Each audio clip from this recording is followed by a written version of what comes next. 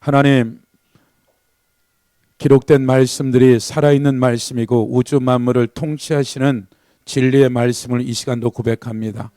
아버지 안에 문자 넘어 있는 하나님의 그 말씀들이 계시되어지고 깨달아 알아서 실제 우리의 영혼력을 통치하고 다스리며 그 말씀에 온전히 묶임 바 되고 매인 바 될 수 있도록 하나님 역사하여 주시옵소서. 한 주간 동안도 아버지 하나님, 각자의 삶의 상황과 환경, 문제, 사건들 앞에서 어찌할 바를 모르는 그 모든 것들 이 아침도 주님 앞에 올려드립니다. 아버지, 수단 방법 쓰지 않게 하시고 하나님, 교훈하고 책망하고 바르게 의로 교육하게 우리의 속사람을 자유하기 위한 하나님의 재료고 하나님의 사랑이고 사랑의 긍휼과 은혜입니다. 하나님, 우리의 눈을 들어서 하나님의 마음을 볼 수 있도록 하나님 도와주시옵소서. 우리가 보여지는 것들 때문에, 들려지는 소리 때문에 두려워하거나 염려하거나 걱정하는 것들이 아니라 아버지, 그 모든 것들을 능히도 이기시는 예수 그리스도 앞에 담대히 나아갈 수 있는 은혜와 긍휼을 베풀어 주시옵소서. 이 시간 아버지, 여러 사정과 형편상 나오지 못한 사랑하는 주의 남종과 여종들을 하나님 복되게 하여 주시고 있는 것에 주의 은혜가 있게 하여 주시옵소서. 이 시간도 아버지 하나님, 주의 종의 하나님의 말씀을 선포하는 자리에 섰사오니 주님 도와주시고 주의 성령으로 이끌어 주셔서 전하는 자, 받는 자, 주의 은혜 가운데, 믿음 가운데 온전히 묶이고 매인받을 수 있도록 하나님 도와주시옵소서. 감사드리며 예수님의 이름으로 기도했습니다. 아멘. 갈라디아서 5장 동일한 말씀입니다.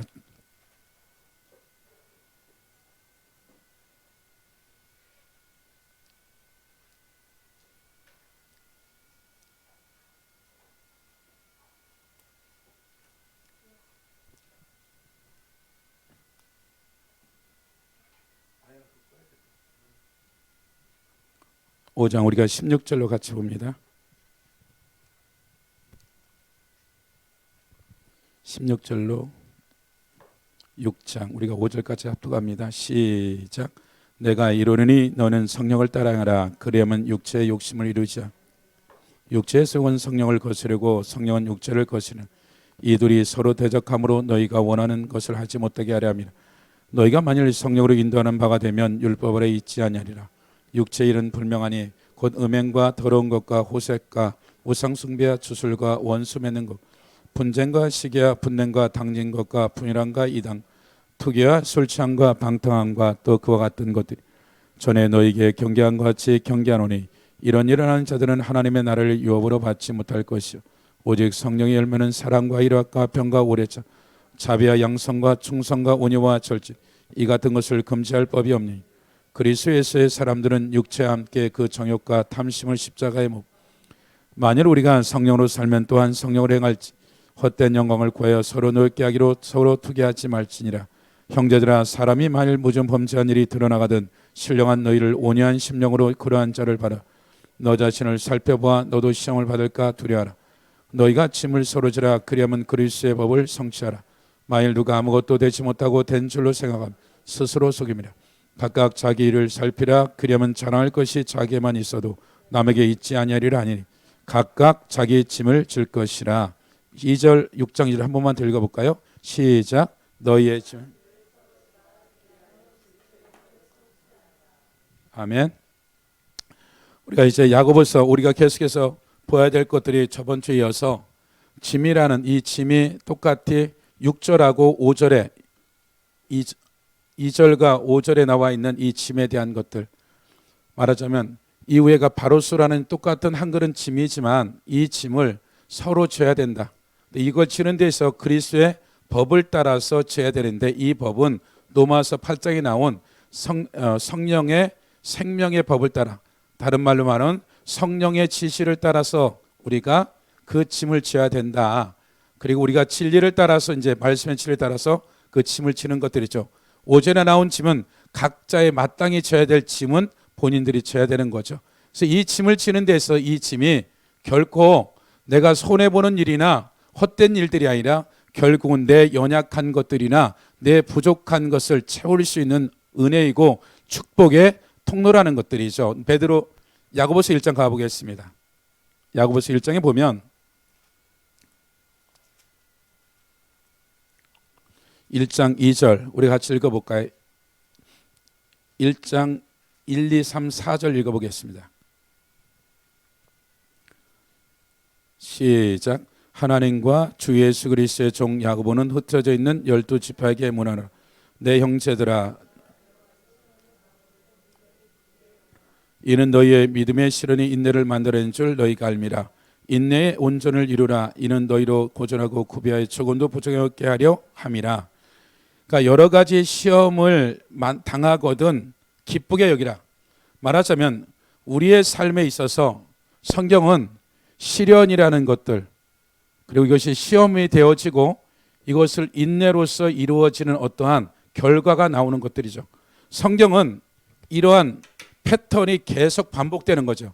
예수 그리스도를 믿는 모든 사람에게 있어서 이런 여러 가지 이해할 수 없는 질병, 환난, 경제적인 문제들, 사람과 사람 사이에 문제들이, 이런 문제가 일어났을 때 개인적인 어떤 시험이 드는 거죠. 그리고 이 시험을 인내함으로써 어떤 결과가 나오는 것들인데, 실제 우리의 삶에 있어서 이것은, 이 시험이라는 이 말들은 다른 것들이 아니라 우리가 우리의 삶에 있어서 반드시 이 시험은 하나님이 우리에 대한, 우리의 신앙에 대한 평가하고 측정해요. 우리를 망가뜨리는 것들이 아니라 어떤 환난, 상황, 문제가 벌어졌을 때 그 시련과 어려움, 고난, 고통이 오는 이 모든 것들이 개인적으로 이제 반드시 시험이라는 이와 같은 것이 오는 것들이죠. 그 테스트인데, 이것은 무엇을 위한, 우리의 소망을 이루기 위한 이 과정 중에 있는 내 믿음의 평가고 측정할 수 있는 척도라는 거죠. 그러니까 내가 어떤 사람과 사람 사이에 만났을 때 일어나는 내 속사람의 형태가 어떻게 측량되느냐, 분노가 일어나고 하나님의 긍휼이 일어나고 사랑이 일어나고 이런 어떠한 일들이 일어났을 때 그 사건을 통해서 그가 잘했든 잘못됐든지의 이 문제가 아니라, 요셉이 꿈을 꾸고 나서 그 꿈을 이루는 데 있어서는 상상도 못할 시련과 시험을 계속해서 하나님의 그 13년이라는 이 인내의 시간들을, 결국 하나님이 어떤 열매를, 애굽의 총리로서 하나님이 430년의 그런 민족과 나라를 만들기 위한 그 기본 틀을 만들기 위해서 한 사람 요셉을 시련과 시험을 통해서 끊임없이 하나님의 사람을 만드는 과정 중에 반드시 그의 삶에 이해할 수 없는 어떤 상황도, 내가 견적을 내도 답이 없는 상황 가운데 하나님은 그냥 하루 버티고 하루 살 수밖에 없는, 그것은 인내로서의 이루어지는 일들이에요. 그러니까 이 인내는 뭐예요? 우리 위에 짐이 한 500kg, 1000kg, 1톤 정도 된다고 쳐요. 이 정도는 버틴다 치는데 내 머리 위에 20톤 정도가 되어지면 이것은 꼼짝 못하는 거예요. 인내라는 것은 내가 숨도 제대로 쉬지 못할 정도로 어찌할 바를 모르는, 꼼짝 못하는, 오직 하나님만 의지해야지만이 이것을 인내로서 이루어질 수 있는 일들이라는 거죠. 이것은 모든 성경에 하나님의 사람들에게 일어나는 모든 과정들이라는 거예요. 그러니까 반드시 이후에 어떻든 내가 내 죄로 말미암아든지 하나님이 어떤 고난 가운데 있든지 간에 이런 시련과 어려움이 당했을 때 내 믿음에 점검같이 단련하고자 하는 하나님의 평가와 하나님의 이러한 테스트가 일어났을 때, 내가 어떠한 믿음이 문제가 되기 때문에 하나님이 재료를 사용해서 내 시험을 통해서 하나님이 이루 말할 수 없는 성장과 성숙함이 네가 말하는 그 정도의 실력인지, 정말 그 문제를 해결할 수 있는지에 대한 이와 같은 실제적인 삶 안에 주어지는 거죠. 요셉을 13년 동안에 17살이 되어졌을 때 형들을 고자질하고 겨우 아버지 품 안에 있었던 이와 같은 마마보이 같은 이가 13년이 들어서 30살이 된다고 해도 국무총리 돼봤자 감당이 안 되는 거죠.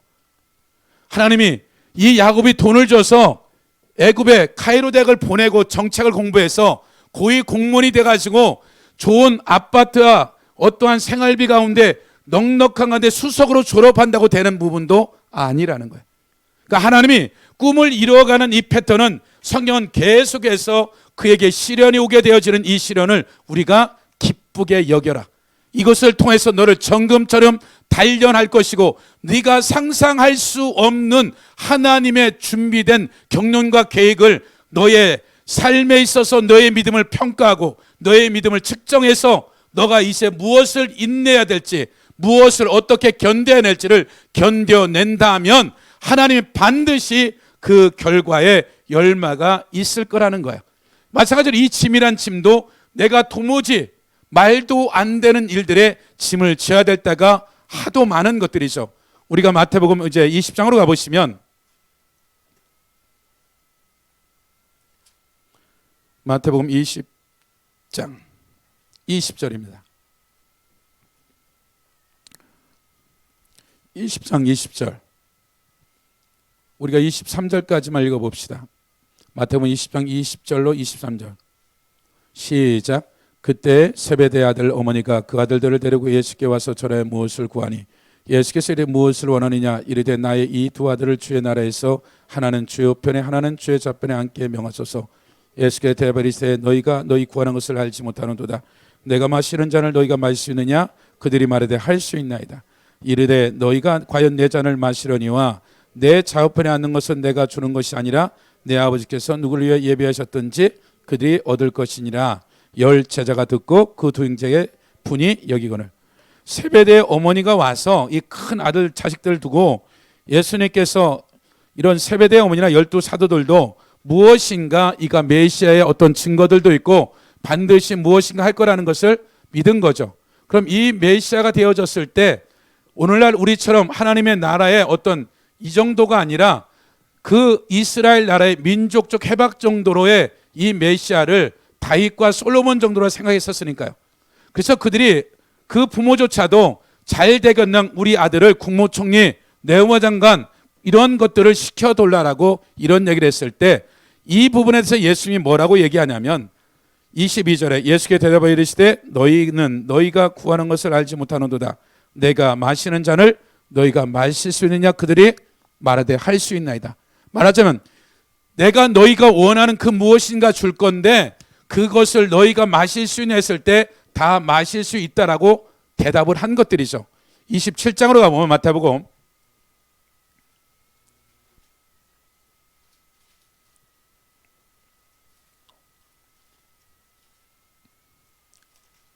26장 먼저 보죠. 26장 31절 보세요. 그때 예수께서 제자들에게 이르시되 오늘 밤에 너희가 다 나를 버리리라 기록된 바 내가 목자를 치리니 양의 떼가 흩어지려 하느니라. 그러나 살아난 후에 너희보다 먼저 갈리로 가리라. 베드로가 대답하여 이르되 이르되 모두 주를 버릴지라도 나는 결코 버리지 않겠나이다. 예수께서 이르되 내가 진실로 내게 이르니 오늘 밤 닭 울기 전에 내가 3번 나를 부인하리라. 베드로가 이르되 내가 주께 함께 죽을지언정 주를 부인하지 않겠나이다 하고 모든 제자도 그와 같이 말하니라. 베드로뿐만 아니라 나머지 모든 제자들도 그렇게 얘기했다라고 얘기하는 거죠. 27장으로 가보면 26장 69절이요. 26장 69절에 보면 베드로가 이제 바깥들에 앉았더니 한 여종이 나와 이르되 너도 갈릴리 사람 예수와 함께 있도다 하거늘 베드로가 모든 사람 앞에 부인하여 이르되 나는 내가 무슨 말을 하는지 알지 못하노라 하며 앞문까지 나가니래. 다른 여종이 그를 보고 거기 있는 사람들에게 말하되 이 사람은 나사렛 예수와 함께 있었다며 베드로가 맹세하고 또 부인하여 이르되 나는 그 사람을 알지 못하노라 하더라. 조금 후에 곁에 서는 사람들이 나와 베드로에게 이르되 너도 진실로 그 도당이라 내가 말씀을 너를 표명하거늘 그가 저주와 맹세이르되 나는 그 사람을 알지 못하노라 하니 곧 닭이 울더라. 이에 베드로가 예수의 말씀에 닭 울기 전에 내가 3번 나를 부인하리라 하심이 생각나서 밖에 나가서 심히 통곡하니라. 그러니까 우리가 잘 아는 말씀들이죠.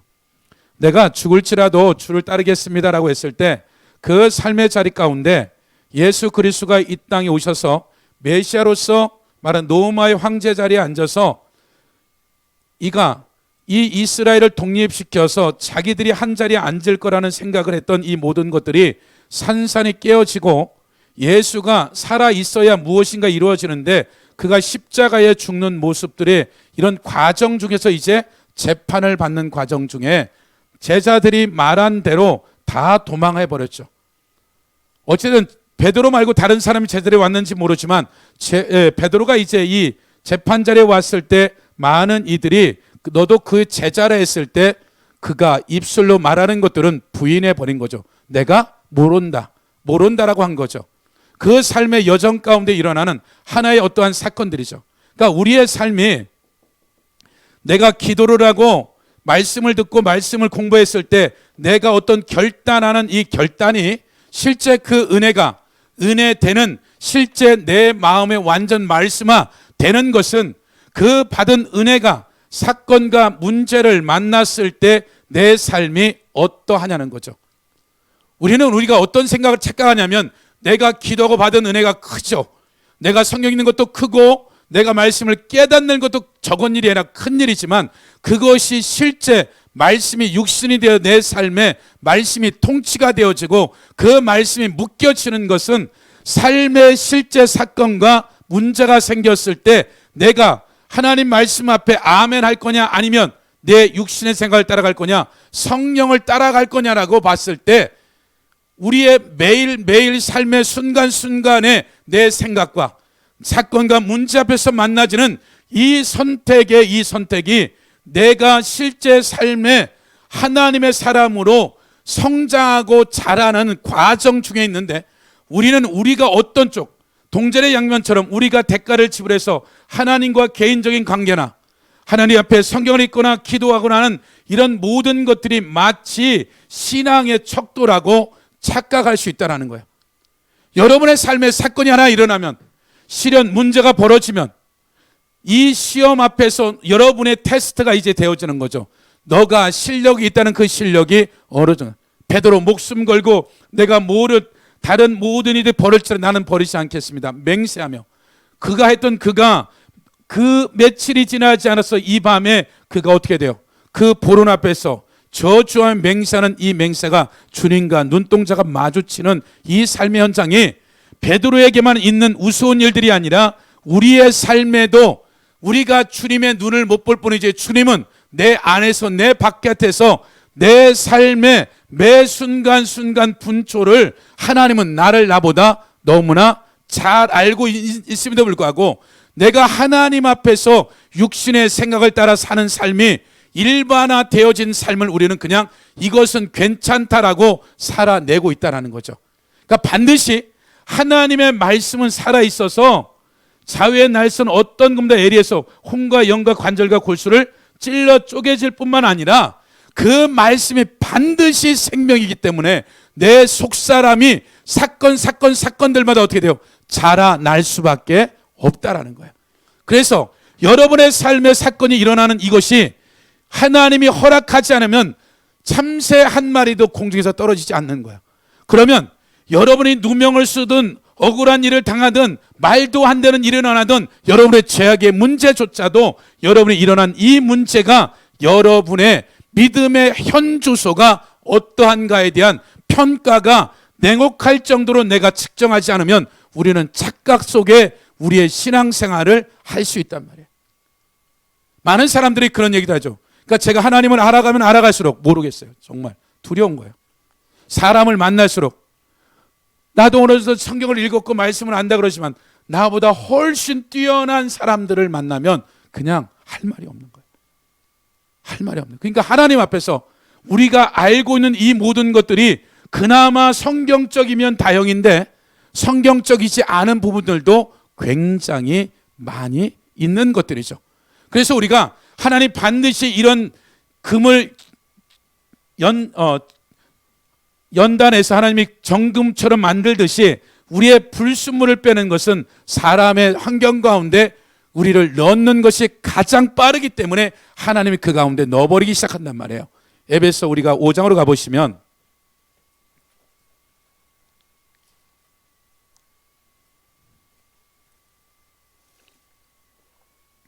5장 32절 33절 봅시다.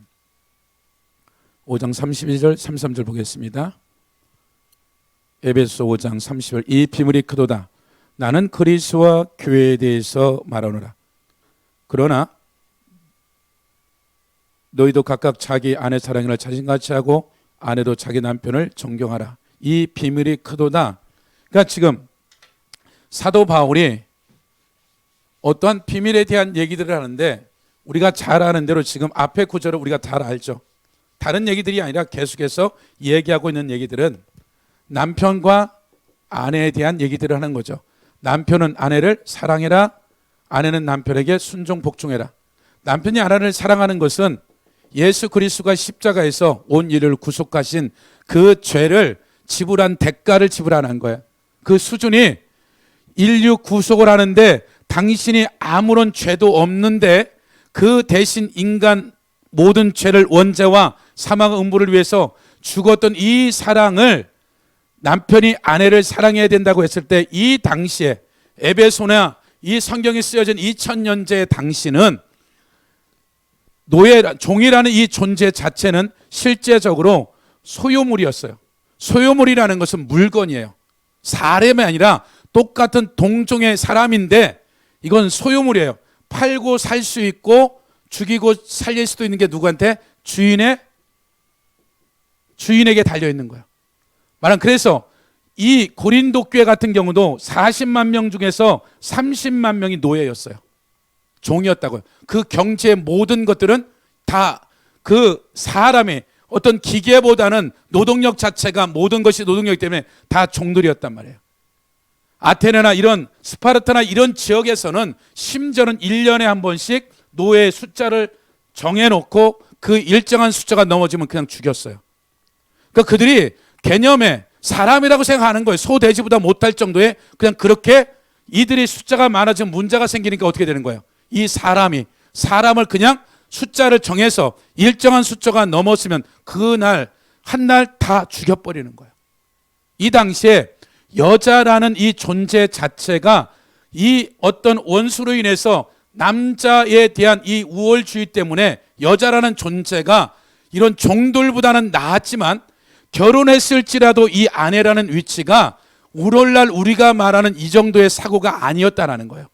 우리가 당장 뭐 50년대 그 전만 해도 아예 조선시대 아예 밥상을 겸상을 못했단 말이에요. 이런 어떤 인간으로서의 평등이라는 이 부분들이 오늘날 우리가 성경을 대할 때는 그냥 이해가 되지만 이 당시에는 이 반사회적인 구테타적인 일들을 지금 성경에서 얘기하고 있는 거죠.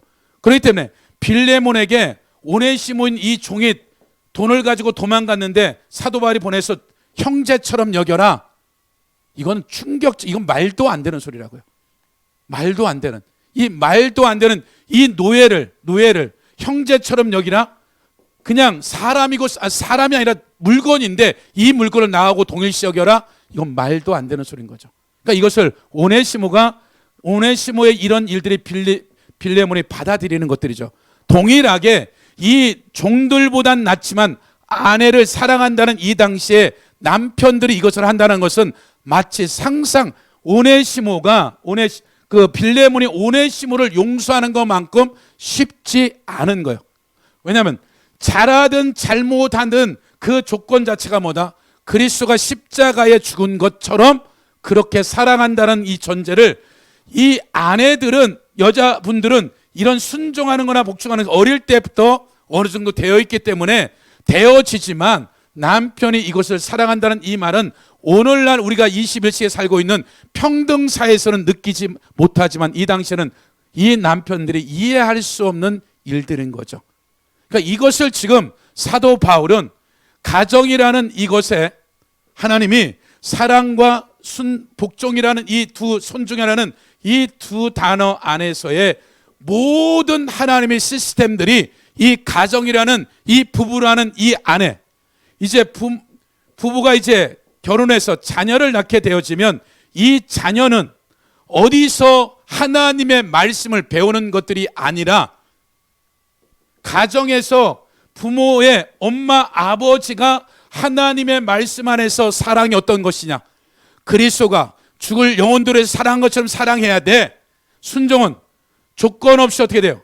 교회가 예수 그리스도께 순종하듯이 그런 순종이 되어진다면 이것이 20년간을 배워서 내 친구 초등학교나 유치원이나 중학교나 이런 삶의 자리에서 실제 맞닥뜨리면서 사랑과 순종을 통하여서 이 속사람의 구원된 사람들이 자라나야 되는데 이 사랑과 순종에 대한 것을 배우지 않고 이것을 이 세상의 옛사람, 이 세상에서 운영되어지는 시스템을 가지고 사랑의 구조, 순종이라는 복종이라는 이 구조를 가지고 우리가 나아갈 때 이것이 하나님 나라 가운데 교회로 들어왔을 때 교회는 쑥대밭이 되어버리는 거죠.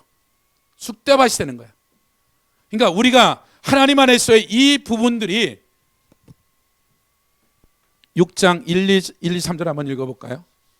에베소요. 시작. 자녀들아 주 안에서 너희 부모에게 순종하라. 이것이 옳으니라.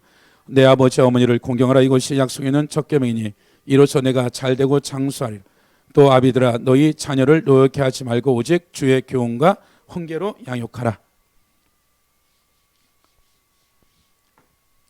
그러니까 부모와 자식 간에 있어서 부모를 그냥 공경하는 거예요. 오경에는 더 심각한 얘기를 하죠. 십계명 중에서 부모가 잘했든 잘못한지 비판하고 욕을 한다. 대다가 그냥 쳐 죽이라야. 부모가 잘했든 조건이 없는 거예요. 부모 자식 간에는 오직 그 부모가 잘나든 못나든 어찌됐든 잘못하든 잘하든 어떻게 해라. 그것에 대해서 자식들은 손댈 영역들이 아니다. 노아가 홍수가 일어났는데 함과 셈과 야벳이, 노아가 포도주를 먹었어요. 함이 가서 그냥 술 먹었다고 아버지의 수치를 드러냈는데 그 잘못은 아버지가 했는데 함의 아들인 가나안이 저주를 받아요. 그러니까 우리는 이해가 안 되는 거죠. 아버지가 잘못한 것에 대해서 노아는 일어나서 이 세 아들이 한 이것을 가지고 노아 입에서 이 함의 자식인 이 가나안을 저주해 버리는 거죠. 설명도 안 해 성경은. 그러나 우리가 이 십계명에서 알 수 있는 것은 부모의 영역은 자식이 손댈 영역이 아닌 거예요. 어떤 영역은. 마찬가지로 우리가 우리의 삶에 있어서 이 부부 사이에서 순종한다, 복종한다, 사랑한다는 이 전제 조건은 이 부분들이 되어질 때 자식이 되어지고 내가 이제 이 부부가 예수를 나중에 부부로서 결혼하기 전에 예수를 몰랐더라도 믿고 나서는 어떻게 되는 거예요? 그의 삶에 부부 사이의 문제와 사건과 문제 안에서 이 복종과 순종과 사랑이란 이 부분들이 반드시 하나님 안에서 다루어지기 시작해요. 이것이 다루어져야 세상에 나가서 믿는 자와 믿지 않는 자 사이에 일어나는 모든 것들을 바꿔낼 수 있는 것들이에요. 그렇지 않으면 세상은 오직 자기의 목적을 향해서 그냥 서로 참을 뿐이에요. 그러나 그 거래에 있어서 거래가 끝나면 언제든지 원수가 되고 적이 되어지는 상황들이 언제든지 목적에 의해서 바뀌어져요. 그러나 내 삶의 하나님의 사랑과 복종이라는 이 순종이라는 이 영역 안에서 우리가 살아내기 시작하면 하나님 때문에 손실을 보고 하나님 때문에 억울한 일을 당할지라도 이 부분들은 반드시 누가 하나님이 보상하는 거예요. 그럼 보세요. 우리의 삶에 부부 사이에 부모 자식 간에 이 각자의 연약한 부분들을 우리가 짐을 진다라는 것은 동일하게 누가 보더라도 100% 제가 그런 예를 하죠. 남편이 교회 집사님들 교회 다닌 지 얼마 안 돼서 수술을 끊지 못했어. 이 셀러리맨에 결혼한 지 한 5년 차 됐는데 열심히 어떻게든 뭐 새를 사는데 전세를 가고 집을 살려고 애를 쓰는 이 아내죠. 근데 이 수장이 어느 날 술 먹다가 30만 원이라 300만 원짜리 술을 먹었어요. 아내들은 어떻게 할 거예요? 괜찮아요? 아니 그냥 어떻게 하다 보니까 술김에 긁었는데 30만 원째 긁었는데 그러니까 아침에 300만 원이야. 그러니까 이것을 이 아내는 뭐 어찌됐든지 간에 아껴서 애들 학원 보내고 저축해서 뭔가 하려고 그러는데 이것을 받은 이 아내가 이걸 봤을 때 누가 보더라도 이 세상 관점이 됐던 하나님의 관점은 100% 500% 잘못한 거죠. 그러니까 이 아내가 이 상황이 딱 걸렸을 때 이 카드 300만 원을 봤을 때 뭐 힘드니까 한 번쯤은 술 먹어도 되지. 그래서 나중에 3번까지는 먹어 뭐 이럴 수도 있고. 두 번째 보자마자 혈압이 그냥 올라가는 거죠. 그래서 용돈 줄이셔야 될 것 같아요. 아침은 굶으세요. 예? 나머지 이거 그 밤에 저기 대리 운전해서 돈 채워 놓으세요. 뭐 여러 가지일 거 아니에요. 그러니까 우리의 삶에 이런 일이 일어났을 때 하나님이 이 아내가 30만 원 정도면 괜찮아. 그 정도는 안 움직여. 말하자면 이 믿음의 신앙이 약 100이 최고점을 했을 때 약 30 정도밖에 안 돼. 그러면 이 사람이 약 한 30 정도나 40 정도 되면 혈압이 안 올라간다니까요. 그러나 이 사람이 예를 들어서 30만 원 정도는 커버할 수 있는데 300에나 한 500 정도 써버리면 혈압이 확 올라가는 거예요. 혈기가 올라가 버리는 거예요. 그럼 보세요. 500만 원이 아까운 거예요? 내 혈기를 때려잡는 게 아까운 거예요? 이건 안 보여. 에? 단지 수치는 500만이 더 중요해. 그러니까 무슨 얘기냐면 이 부부 사이나 부모 자식 간이나 세상에 나가서 이런 말도 안 되는 것을 당연히 세상 어떻게 돼요? 화를 내야 된다.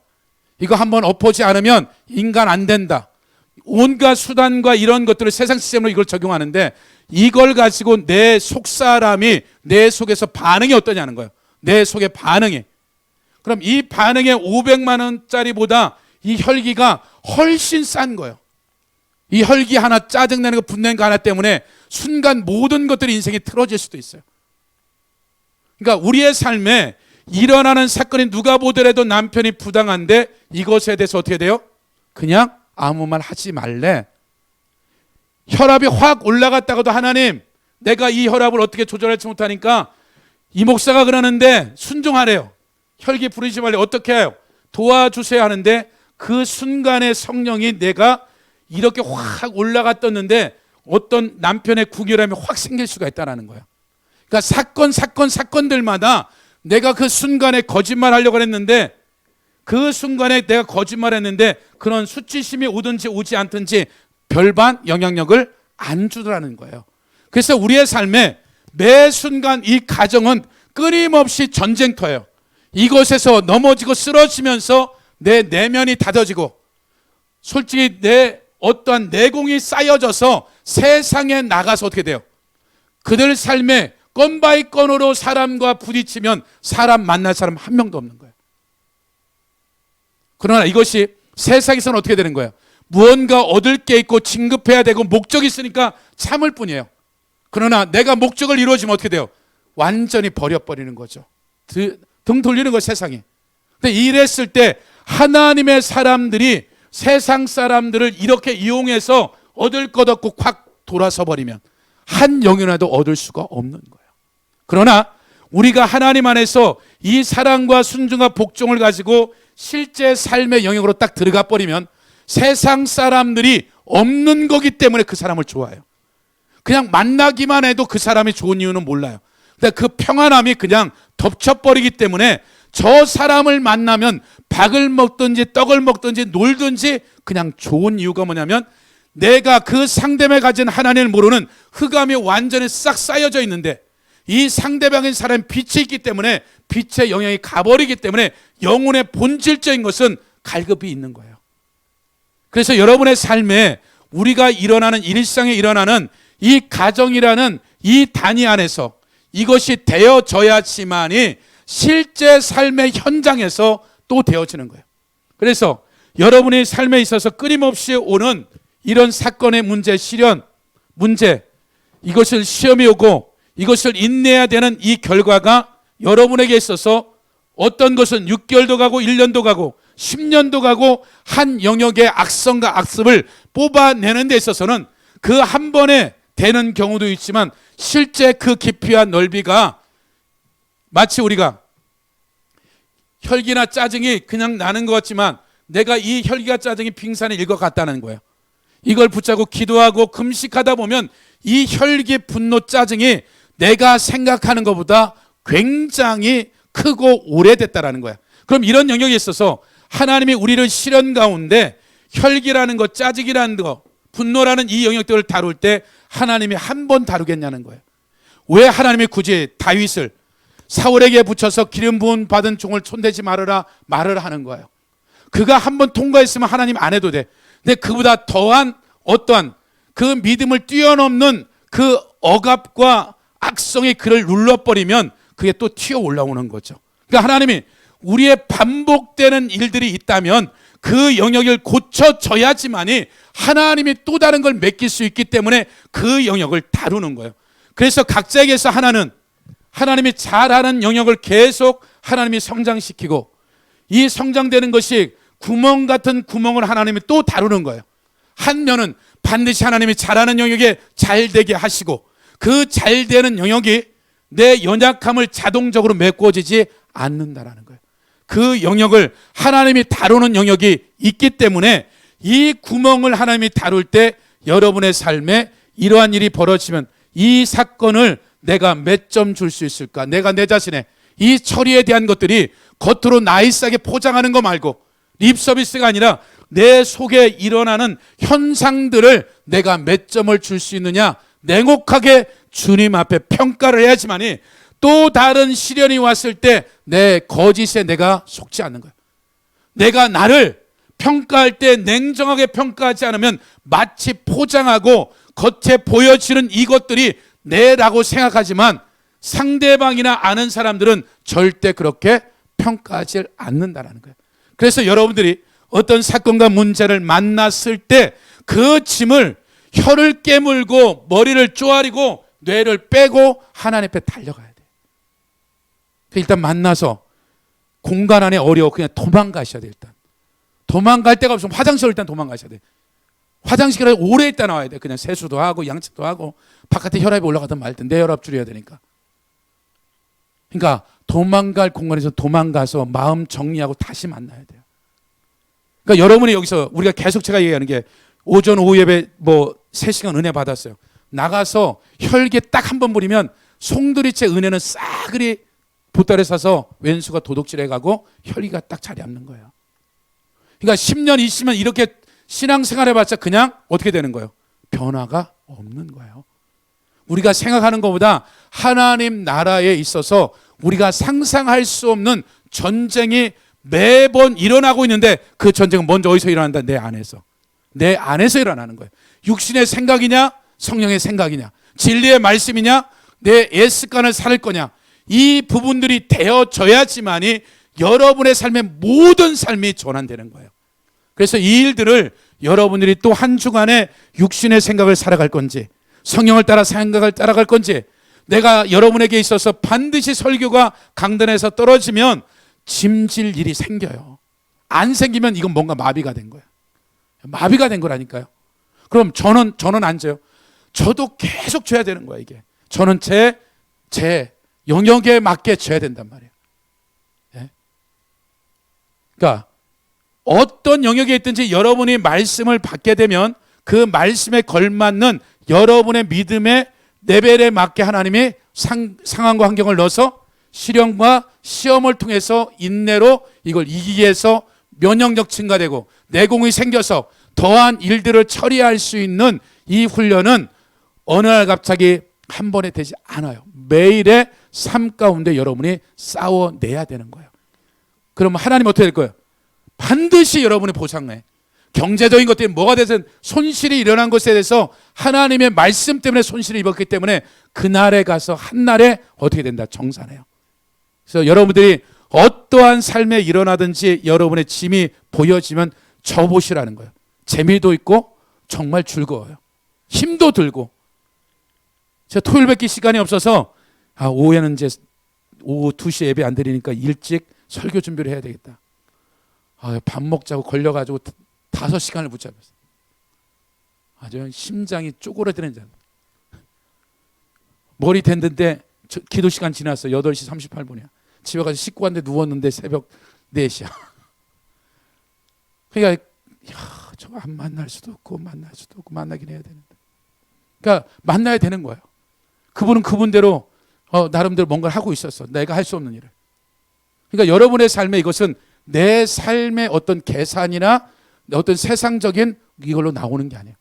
그보다 훨씬 더 하나님의 계산이 더 정확한 거예요. 우리보다. 그래서 여러분들 한 주간 동안도 이 짐을 잘 져서 이 여러분의 크신 은혜가 있기를 예수 이름으로 축복합니다.